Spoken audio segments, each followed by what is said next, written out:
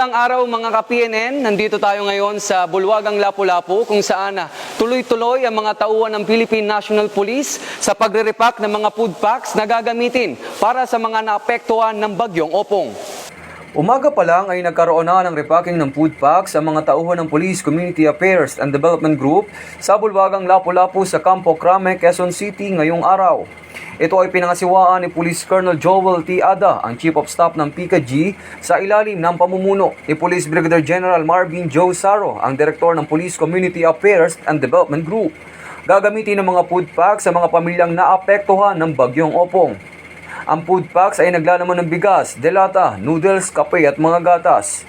Dahil sa sunod-sunod ng mga bagyo ang nanalasa sa Pilipinas, nitong nakaraang linggo nakahanda at full alert ang PNP para sa serbisyong publiko at mamigay ng tulong sa mga naapektuhan ng bagyo. Ito ay bilang paghahanda sa bagyong severe tropical Opong.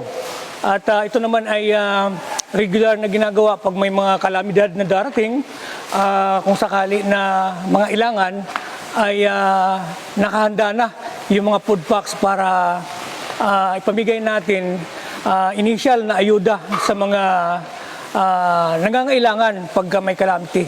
Patuloy ang pambansang pulisya ng Pilipinas sa pamumuno ni Acting Chief PNP Police Lieutenant General Jose Melencio Nartates Jr. sa pagbibigay ng tulong lalong-lalo na sa mga naapektuhan ng bagyo at matiyak ang seguridad at kapakanan ng komunidad. Mula dito sa Bulwagang Lapu-Lapu, Camp Crame, Quezon City, akong inyong Police News Network Correspondent, Patrolman Edwin Baris, alagad ng batas, taga-taguyod ng Balitang Pulis.